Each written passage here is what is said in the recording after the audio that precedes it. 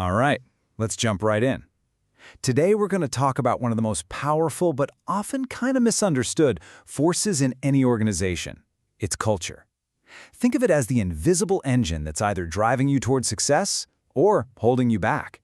And by the end of this, you'll have a real framework for diagnosing and even changing it. So let's get one thing straight right off the bat. Culture isn't some, fluffy, nice-to-have concept. Cameron and Quinn really hit the nail on the head here. When you look at the best of the best, the Toyotas, the Disneys of the world, they all have these incredibly distinct cultures. It's a genuine competitive advantage. Okay, so if it's that critical, it kind of begs a couple of huge questions, right? What even is it? And more to the point, how in the world do you actually change it? It can feel like trying to grab smoke, but today we're going to make it solid. We're going to make it tangible. So here's how we're going to break it all down. First, we'll nail down what culture actually is, the invisible engine. Then, we'll introduce a tool for mapping your cultural DNA. After that, we'll meet the 4 cultural archetypes. From there, we'll get practical with a blueprint for change. And we'll wrap up with the most important part, the mindset for transformation. All right, Section 1. Let's get right to it.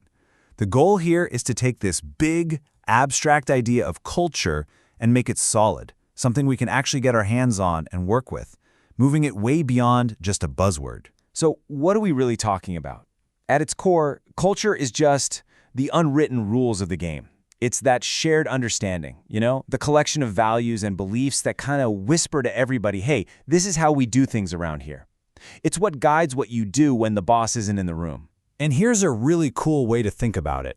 Broken down into layers. It's like an iceberg, right? What you see on the surface, those are the artifacts. Stuff like the office layout, the jargon people use, the big company meetings. But then you go a layer deeper and you find the norms, basically how you're expected to behave. And way down at the bottom, the biggest part, completely unseen, those are the values, the deep-seated beliefs that drive everything else. Okay, so if culture has these deep, invisible layers, how do you even begin to see them? How do you map that DNA? Well, that's where this next tool comes in. It's called the Competing Values Framework, and honestly, this is a total game changer for making culture visible. This whole framework is built around 2 fundamental tensions that every organization deals with. The first one is all about how we work. Think of it as a spectrum. On one side, you've got organizations that are all about flexibility, innovation, being able to pivot on a dime. And on the other end, you've got organizations that value stability, predictability, and control above all else. Where do you think your team lands? And the second big tension is about where we point our focus. Are we looking inward? Focusing on our people, our internal systems, making everything run smoothly inside? Or are we looking outward?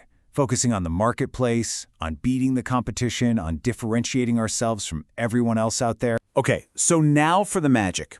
When you take those 2 spectrums, flexibility versus stability and internal versus external focus, and you put them together as axes on a grid, you get this. 4 distinct cultural quadrants. Each one is its own little world with its own rules and values. So, let's take a closer look at what these 4 archetypes are all about. All right, let's dive into these 4 archetypes. As I go through each one, try to picture it. Maybe you'll see your current company or a team you used to be on. It's pretty eye-opening when you start to see these patterns in the wild. First up, we have the clan culture. The motto here is, let's do it together. Think of a super collaborative place, almost like a big family. The leaders act more like mentors or coaches.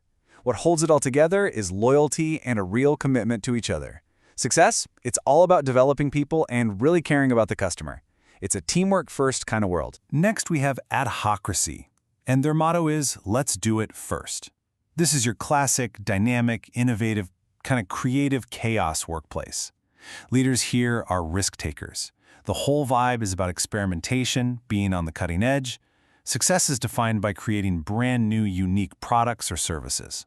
It's all about individual freedom and initiative. Then you've got the market culture. Their motto? Let's do it fast. This place is all about results. It's competitive, it's driven, leaders are tough, demanding, and they expect to win. In fact, winning is what holds the whole thing together. Winning market share, beating the competition, it's a pretty hard-driving environment. And last but not least, the hierarchy culture, with the motto, let's do it right. This is the world of structure, process, and procedure. Leaders are master coordinators, always focused on efficiency. Formal rules and policies are the glue. Success here means dependable delivery, things running smoothly, and keeping costs low. It's all about stability and predictability. Okay, so we've met the 4 archetypes. We have the map. The big question now is, how do we actually use it to get from point A to point B? This is where we get into the practical blueprint for making change happen. And here's the absolute key. You can't change what you can't see or measure. So the very first step is diagnosis.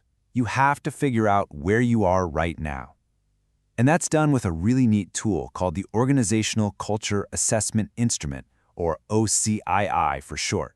It basically lets your team plot your cultural profile on the map we just saw. And this is what it might look like. This chart here is an example of a current culture profile. And it's actually based on the average of over 1,000 real organizations. And what do you see? A whole lot of hierarchy, right? A lot of emphasis on stability and control. This is the starting point, the as-is snapshot. Ring any bells? Okay, but then the team does the same exercise for their preferred future. And look at the difference. Suddenly the desire shifts. They want to dial down the hierarchy in market cultures and really ramp up the clan and adocracy sides of things. More teamwork, more innovation. And that gap, that space between the first chart and this one, that is your roadmap. That's the work to be done. So how do you cross that gap? Well, Cameron and Quinn lay out this super clear 6-step process. You see it here. First, everyone's got to agree on the current culture. Then agree on the preferred one. Step 3 is huge, figuring out what these changes will actually mean day to day. Then you find stories that bring the new culture to life, and finally, you build out your strategic and implementation plans. It's a real, actionable path forward. All right, we're in the home stretch. And I gotta say, this last part might just be the most critical piece of the entire puzzle. Because you can have the best map and the best plan in the world, but if you don't have the right mindset, it's all for nothing. Real transformation starts right between your ears. This idea right here it's just so incredibly powerful. It's the idea that we approach every single challenge from one of 2 mindsets. On the one hand, you have the judger mindset. It's all about what's wrong, who's to blame. It shuts down conversation. But look at the other side, the learner mindset. It's about what's working, what's possible, what we can learn from this. The questions you ask literally create the world you live in. Shifting from judger to learner questions, that alone can open up a world of possibility. And that really brings us to the heart of what it means to lead change. It's not just about managing a project plan. It's about embodying the change yourself. You know, like Gandhi said, be the change you seek in the world. If you want a more collaborative culture, you have to be more collaborative. If you want more innovation, you have to ask more what-if questions. It has to start with you. So, let's wrap it up with this. Culture, at the end of the day, isn't some mystical force. It's just the sum of all our collective habits and beliefs, the questions we ask every single day. So my question to you is this. What is the one learner question you're going to ask tomorrow to start shaping a better future for your team?